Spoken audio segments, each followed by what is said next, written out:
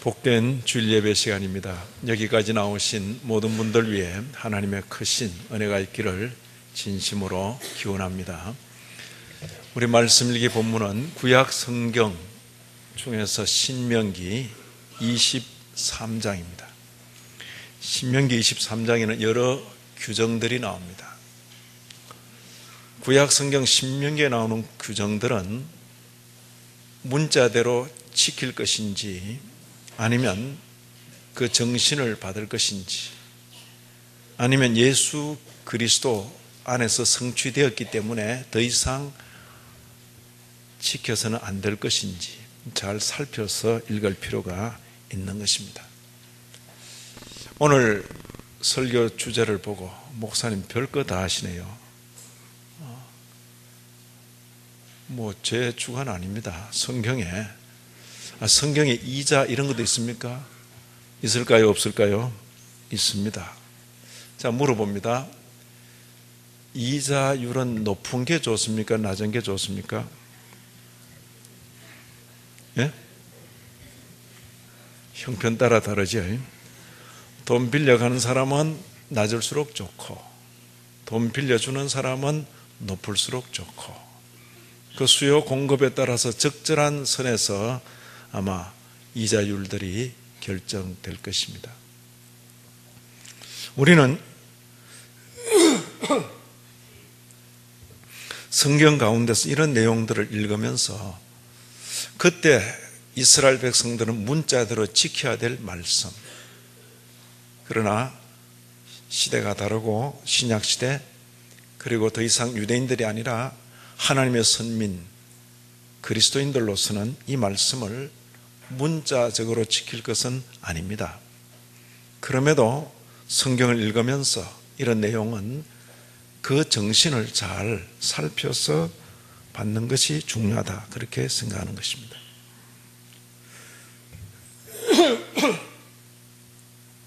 여기 말씀을 보면 돈을 빌려줬는데 이자를 받지 마라, 그 말씀이 나오는 거예요. 이자를 받지 마라. 자, 이자를 받지 마라 이랬을 때 사람의 마음이 둘로 딱 나눠집니다. 어떻게 나눠지죠? 돈 빌려준 사람은 난 낫구나 생각되고, 돈 빌려간 사람은 좋다 그러죠.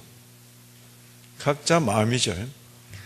오늘 말씀을 보면 19절입니다. 내가 형제에게 꾸어주거든.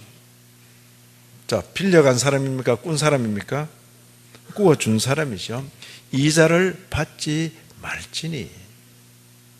그 돈이라도 그렇고 먹는 것, 식물도 그렇고 또 이자를 낼 만한 모든 것, 물품들이겠죠. 이자를 받지 말 것이라.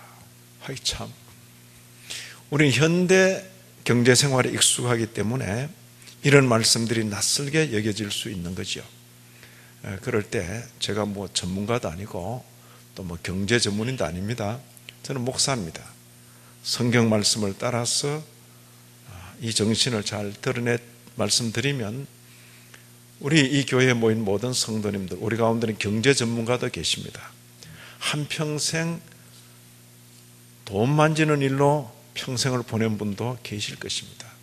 문제는 그리스도인으로서 지난 세월을 돌아보고 현대 통용되고 있는 그런 질서들을 다시 한번 살피고 성경 말씀의 정신이 우리의 생활 속에 잘 드러나기를 기대하는 것입니다. 여기 보시면 이자를 받지 말라 그랬습니다. 도대체 어떤 사람들인가? 여기 보시면 형제에게 꾸어줄 경우 이렇게도 표현되어 있고, 출애굽기나 레위기서에 같은 표현을 낸 내용을 보면 하나님의 백성 중에서 가난한 자에게 돈을 꾸어줄 경우가 있죠. 여기 지금 언급하는 것은 우선 먹고 사는 일로 곤란을 당해서, 사람 살다 보면 그럴 수가 있어요. 어떻게 살다가 그렇게 사냐? 그건 있는 사람 입장이지, 살다 보면 먹고 사는 일 때문에 돈을 빌려야 될 때가 있는 것입니다. 그럴 때에 돈을 빌려줘 놓고 이자 받지 마라 그랬어요. 분명히 네가 돈을 빌려줬을지라도 그럴 때하여 채권자인 채 그렇게 하지 마라 그랬어요. 예? 내가 빌려주면 내 채권자지요. 제가 빌려갔으면 제가 채무 갚을 의무가 있는 사람이죠. 난 채권자라고 큰 소리 치고 뭐 그러죠. 그렇게 하지 말라는 거죠. 그를 도와서 거류민이나 동거인처럼 함께 생활하게 하라. 그죠? 어렵고 힘들어 할 경우에 그럼 같이 살아라. 그렇게까지 말씀하시는 거죠. 그럼 이자를 받지 말라. 그렇게만 말씀하신 게 아니라 이자를 받아라. 오늘 본문의 뒷부분도 이자를 받아라. 언제? 타국인에게 돈이나 식물이나 기타 이자를 낼 만한 모든 것을 구워주면서, 이 타국인도 역시 가난한 사람을 말하는 거 아닙니다. 이 경우에는 이 타국인으로서 이스라엘 가운데 섞여 살면서 어느 정도 자기 경제 기반이 있을 때 형제에게라도 구제의 경우가 아니라 투자, 동업 이런 경우에는 역시 이자를 받을 수가 있을 것입니다. 자, 그런데 돈을 빌려가는 사람은 아이고 뭐 괜찮네, 오늘 교회 잘 왔다 이렇게 싶을 것이고, 돈을 또 빌려주는 형편에서는 참 목사님 별걸 다 시험 들게 이런 주제를 또 말씀하시나 그렇게 여겨질 것입니다. 인생의 마음은 거의 다 같아요. 이런 말씀을 읽으면서 하나님의 말씀을 받으면서 마음에 부담이 되는 거예요. 차라리 안 빌려주고 말지 그런 생각이 들 수도 있죠. 돈을 빌려주고 꾸어주고 이자를 받지 마라. 자, 돈 주신 분은 누굽니까? 내가 남에게 꾸어줄 수 있을 정도의 여유를 내게 주신 분은 누굽니까? 지금 제가 교회 안에서 묻고 있습니다. 자, 내게 그런 형편을 주신 분은 누구죠? 꾸어주거든 이자 받지 마라 말씀하신 분은 또 누굽니까? 그분이 다 주시고 주신 분께서 돈은 이렇게 쓰는 거다. 그렇게 하시면 그 말 듣는 게 좋습니까? 안 듣는 게 좋습니까? 절대 안 듣죠. 절대 안 듣습니다. 우리의 자녀들이 부모가 주는 것으로 다 공급받고도 부모가 권하는 말 절대 안 들으려고 그래요. 자식 낳아 길러보고서야 아, 내가 그런 짓을 했구나 그렇게 느끼는 거죠. 그렇잖아요. 목회하는 일과 관계해서 막 좀 속이 안 차고 그러면 꼭 신학교 가서 목회하시기 바랍니다. 목회하시면 다 느낌이 와요. 느낌이. 자, 내 돈 내가 쓰고 내가 돈 구워줬는데 이자를 받지 말라니 손해 감정이 생기는 거죠. 손해본다 그런 생각 들지 않도록 여기 오늘 본문에 그리하면 그래. 그리하면 20절 중반에 보시면 그리하면 내 말을 듣고 돈을 구워줬음에도 불구하고 이자를 받지 아니하면 그리하면 내가 보증 서줄게. 내가 누가요? 이렇게 말씀하시는 하나님께서 친히 보증이 되신다는 거죠. 읽어볼까요? 그리하면 내 하나님 여호와께서 내가 들어가서 차지할 땅에서 내 손으로 하는 범사에 복을 내리시리라. 자, 이거 읽으니까 좋은 것 같습니까? 안 좋은 것 같습니까? 조금 좋은 것 같습니까? 횡재입니까? 아니, 누구는 뭐 손대는 것마다 다 얼음덩어리가 된다는데 누구는 손대는 것마다 전부 이제 황금덩어리가 되고, 근데 여기 하나님의 말씀을 순종하여 사는 이스라엘 백성은 손대는 것마다 뭐가 된다? 복이 된다는데, 이거 하고 싶습니까? 하기 싫습니까? 그저 은혜대로 되기 바랍니다. 예, 뭐 하기 싫은 분은 그냥 계세요. 여기 보시면 그리하면 내 하나님 여호와께서 내가 들어가서 차지할 땅에서 내 손으로 하는 범사에, 이 범은 무릇 범이에요. 모든 일에 복을 내리시리라. 자, 이 은혜를 누리고 싶은 분은 아멘 하시기 바랍니다. 아멘. 네, 그러죠. 그리하면 이 뜻이 뭡니까? 하나님께서 친히 보증이 되신다. 내가 보증스럽게, 그런 뜻이죠. 자, 우리는 그냥 넘어가고 싶습니다. 그런데 저는 이런 구절을 읽을 때마다 참 민망해요. 하나님께서 다 주셔놓고 하나님께서 하라 했는데 그것도 안 들으니까 내가 보증 서줄게, 이런 말씀까지 하셔야 됩니까? 예? 하나님께서 우리를 상대해서 이런 말씀까지 하셔야 되는 겁니까? 이런 말씀 하시기 전에, 예, 알겠습니다. 주신 것인데, 내가 받은 것인데 하나님께서 하라면 하죠. 보증 안 서주셔도 나는 하나님께서 원하시면 하겠습니다, 이렇게 돼야지.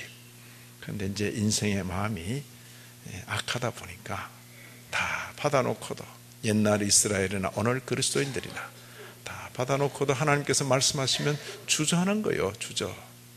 손해보지 않을까. 그럴 때 내가 보증 서마, 내가. 이런 표현은 이미 우리가 읽은 신명기 앞쪽에서도 거듭거듭 나왔던 표현이죠. 예를 들어서 신명기 14장 28절 29절에 매년마다 소출이 있으면 11조를 드렸습니다. 그런데 3년째 되는 해는 11조를 다시 한번 드리는데 무엇을 위해서? 구제를 위해서. 매 3년에 드리는 구제를 위한 11조를 명하시면서 이렇게 말씀하죠. 여기 다운표 안에 있습니다.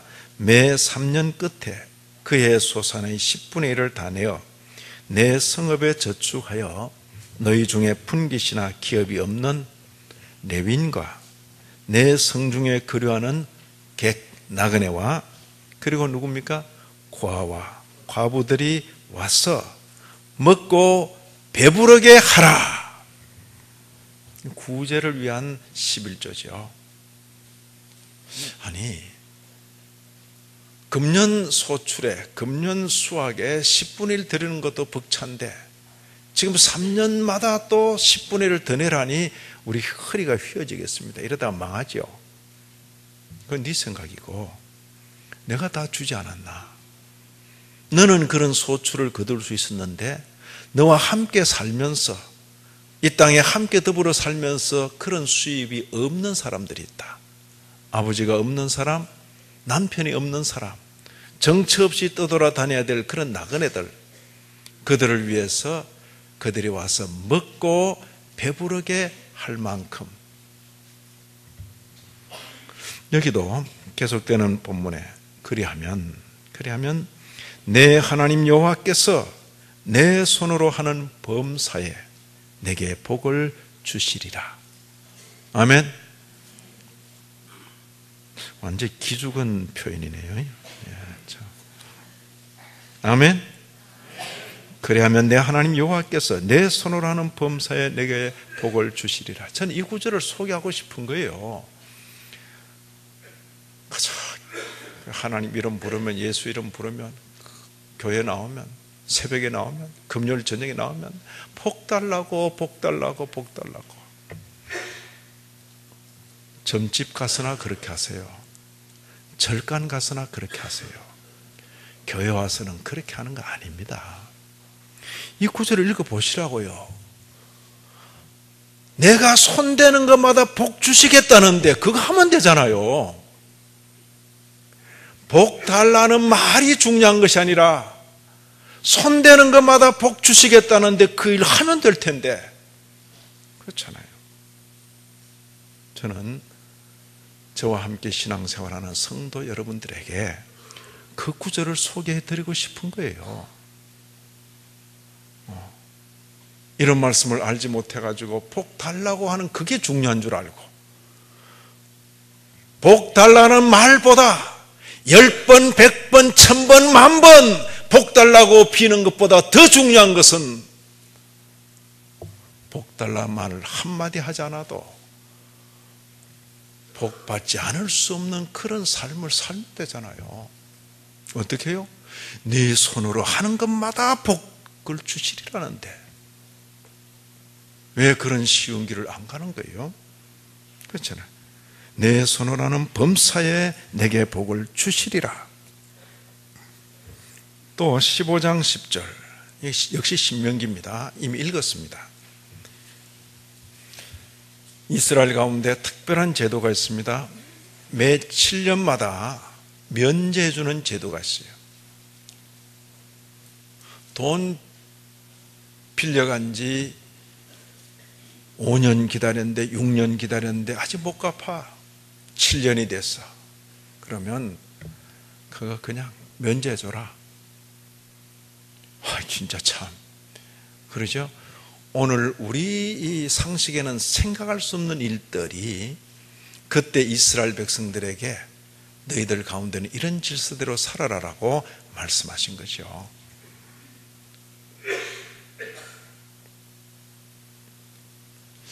자, 그럼 제 7년째가 면제년인데 처음에 면제년 바로 지나고 1년이나 2년째 돈 빌려 가는 거 하고 이제 내년 그 다음에 면제년이 오는데 그때 돈 빌려 가는 거 하고 돈 빌려주는 사람으로서는 언제가 더 안심이 될까요? 예? 계산 딱 나오죠? 예, 아무리 머리가 나빠도 그 정도는 계산이 나옵니다. 돈 빌려가는 사람은 빌려가고 대충 한 2, 3년 어무적거리면 그냥 넘어간다. 그건 악한 생각이죠. 면제년이 가까우는데 내후년이면 면제년인데 해필 이때 빌리러 올 게 뭐냐? 그냥 시침이 딱 되고 나 못 빌려준다. 그런 짓 하지 마라 그랬어요.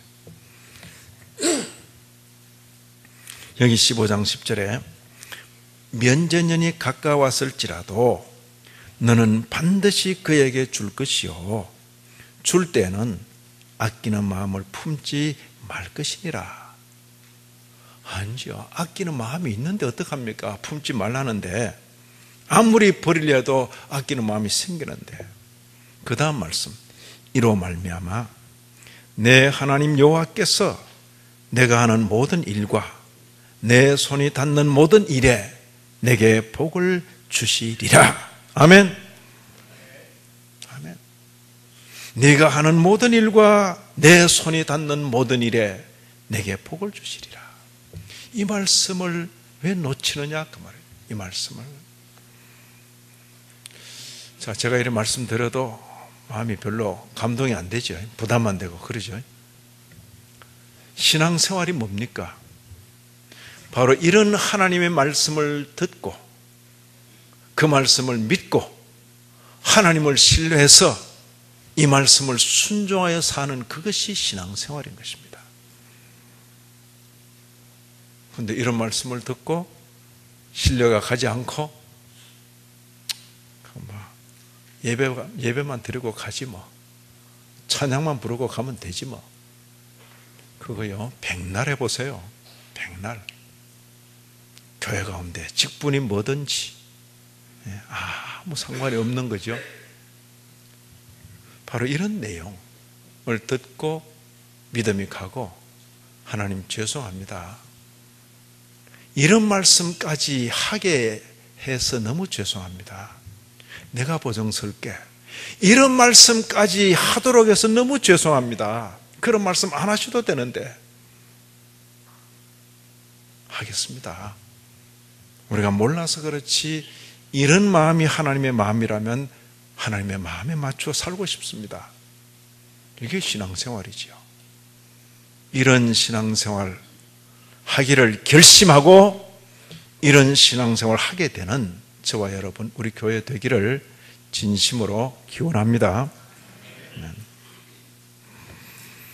자, 이런 내용이 신명기에만 나오는 게 아니라 성경 다른 곳에서도 거듭거듭 나온다는 것을 제가 보여드리겠습니다. 이자 문제 시편 15편은 다윗의 시입니다. 다윗은 이렇게 표현했습니다.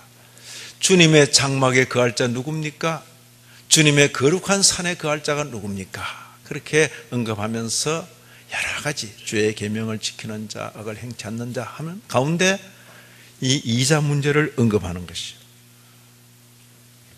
이자를 받으려고 돈을 구워주지 아니하는 자. 무슨 소리입니까? 돈을 구워주지 아니하는 자가 주의 성산에 거한다고요? 아니, 돈을 구워주되 이자를 받으려고 구워주지 않는 자. 돈 빌려주기는 빌려주는데 이자 받으려고, 그것도 가난한 사람에게 이자 받으려고 돈 구워주는 사람, 주님의 나라에 합당치 않다, 그 소리입니다.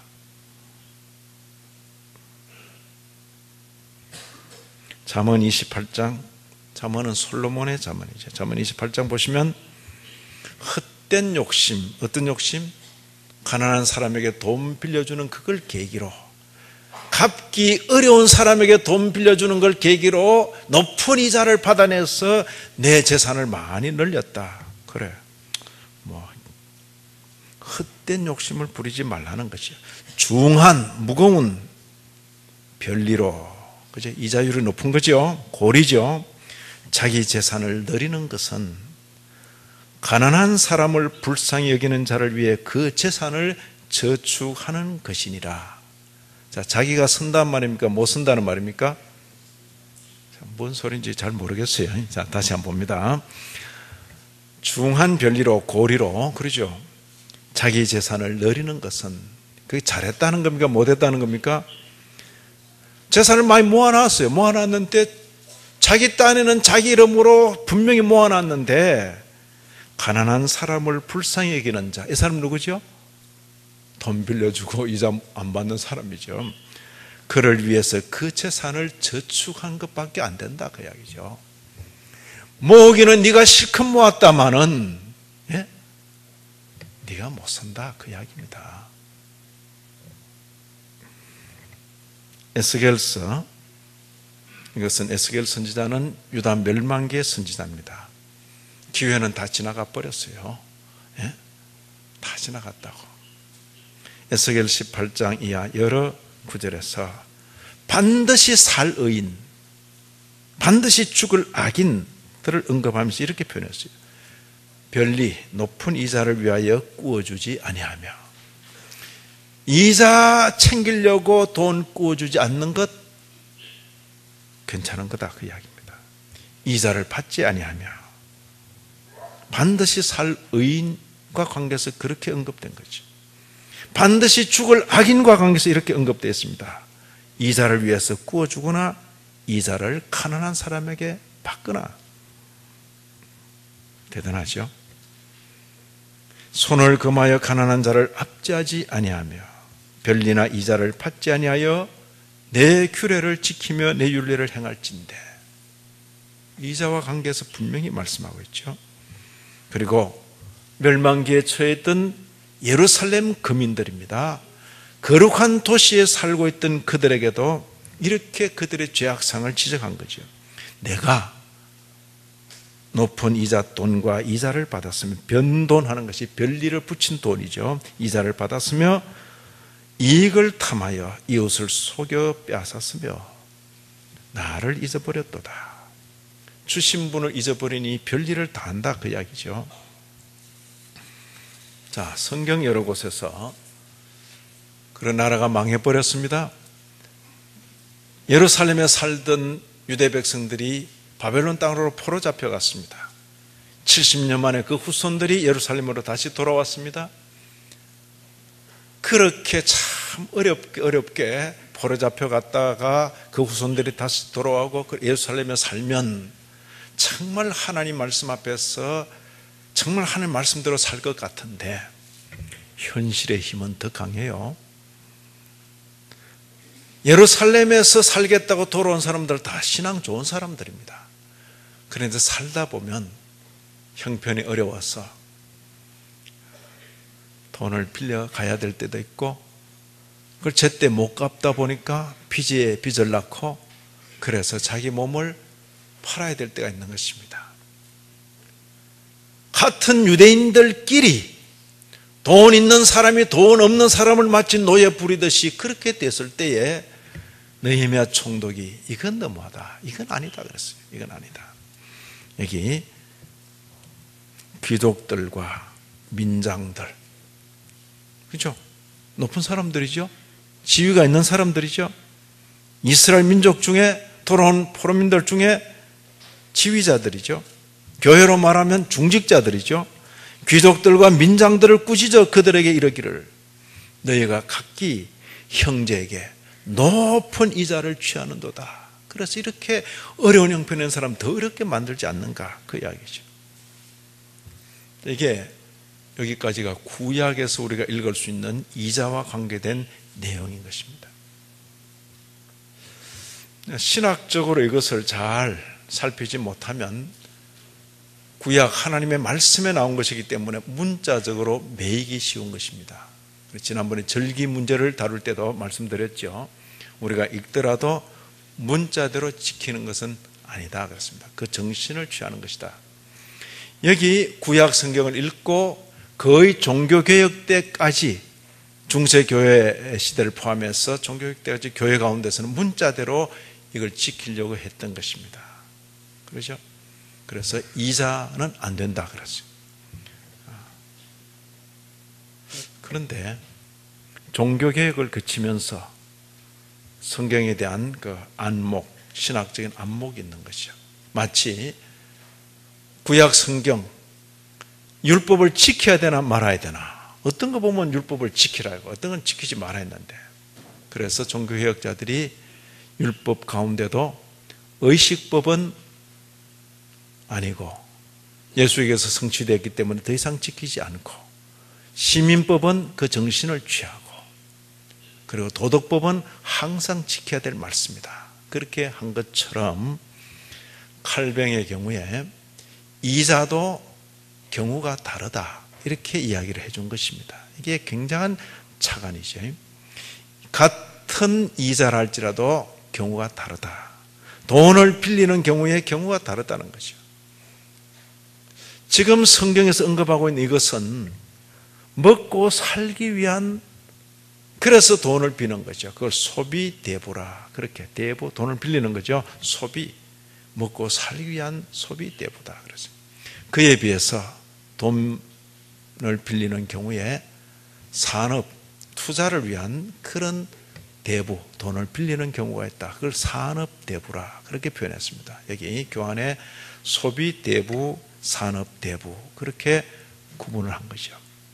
칼뱅에 이런 거, 성경을 잘 아는 분으로서, 신학적으로 잘 살핀 분으로서 교회 가운데 문자대로 이 말씀들이 적용되고 있을 때 잘 구분해서 산업대부일 경우에는 이자를 받는 것이 괜찮다. 그러나 소비대부, 가난해서 돈을 빌릴 경우에는 그건 먹고 살기 위한 것이기 때문에 거기에 대해서는 여기 말씀대로 이자를 받지 않는 것이 옳다. 그렇게 구분을 해주는 거죠. 여기 보시면 교환을 보세요. 산업대부의 경우에 성경이 이자 또는 고리대금업에 대해 말할 때, 지금 쭉 우리가 읽었잖아요. 그건 산업대부를 대상으로 말하는 것이 아니다. 이렇게 단언해 준 거죠. 그 산업대부를 할 때 이자를 붙이는 그런 경우는 가난한 자를 착취하는 것과는 같다 다르다 그랬어요. 그렇죠? 산업대부는 그러니까 투자, 제 투자를 위한 그런, 내가 투자를 하고 사업을 해야 되는데 그렇게 돈을 빌 때 유통자본의 창조로 보아야 한다. 돈은 다른 생산수단과 마찬가지로 역시 생산적이다. 그렇게 칼빈은 이렇게 교회 가운데서 확언해 준 거죠. 이 경우에도 경우를 딱 나눴잖아요. 먹고 살기 위한 거, 아니면 재투자를 위한 거, 산업을 위한 거. 이 경우에도 뭡니까? 사람의 그 욕심, 타락한 본성들이 있기 때문에 욕심에 끌려 돈만을 보도록 그렇게 하지 않은 것입니다. 많은 제약을 둔 거죠.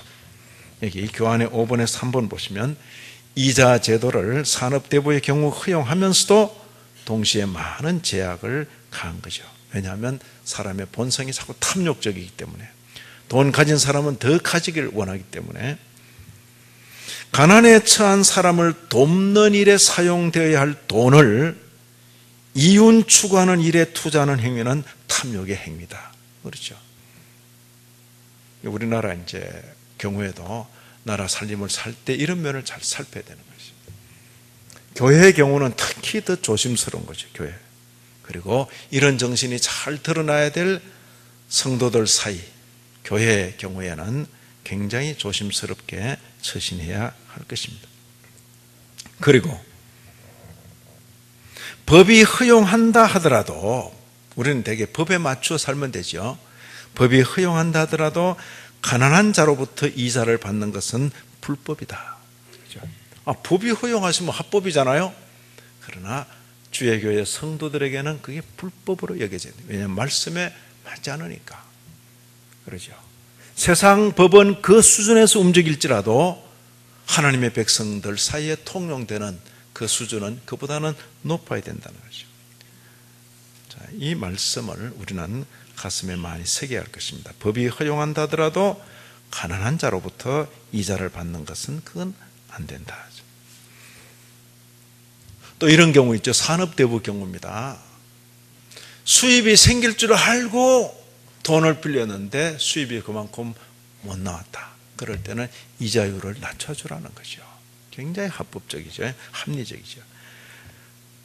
더욱이 돈을 빌린 자가 대부를 통해서 이자에 상당한 금액을 벌지 못하면 이자를 받아서는 안 된다. 이렇게 표현했습니다.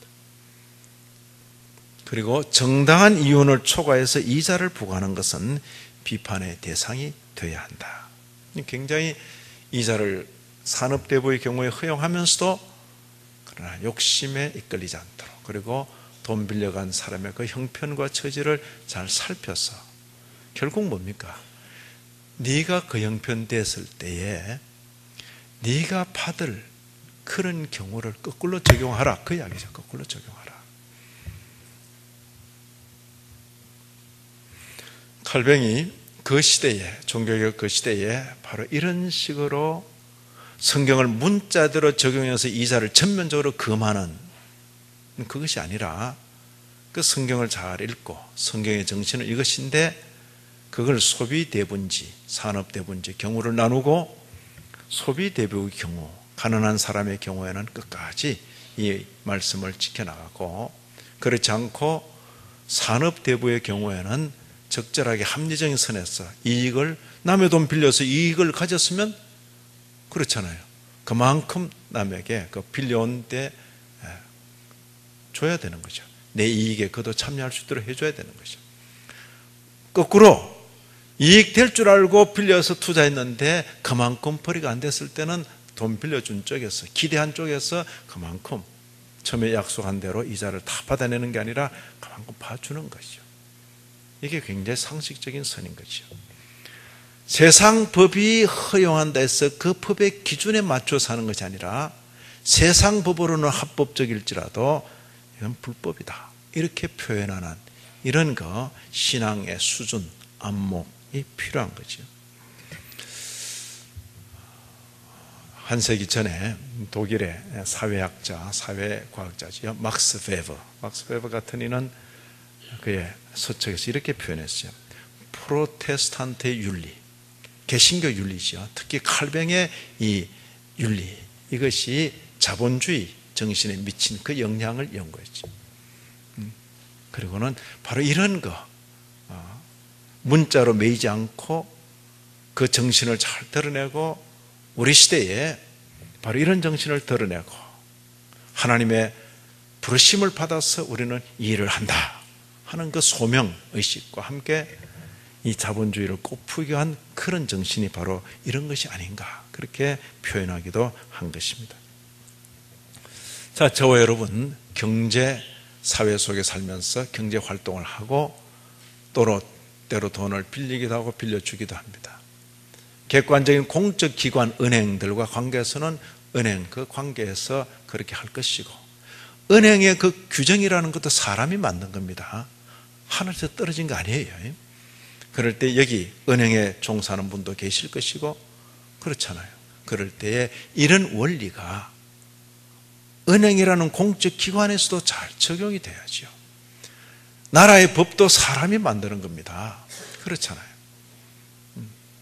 그런 공적 기관, 나라의 법, 거기까지 가기 전에 예수 그리스도 때문에 교회 공동체를 이루어 살 때에 이런 정신이 각 성도, 각 개인의 머릿속에, 가슴 속에 있어서 이런 정신이 잘 구현되는 그런 성도의 삶, 그리고 그런 교회 공동체 이루어지게 되기를 진심으로 기원합니다. 하나님 아버지, 주의 말씀을 외면하고 살아갈 수는 없습니다. 옛 성도들에게 주신 이 정신을 오늘 저희 시대에도 받으며 우리의 경제활동, 경제생활 속에서 이런 정신이 잘 살아나기를 진심으로 바랍니다. 더욱이 성도 관계에 있어서 특별히 조심하며 이런 정신을 잘 살려 사는 저희 모두가 되게 하여 주옵소서. 예수님 이름으로 기도 올리옵나이다. 아멘.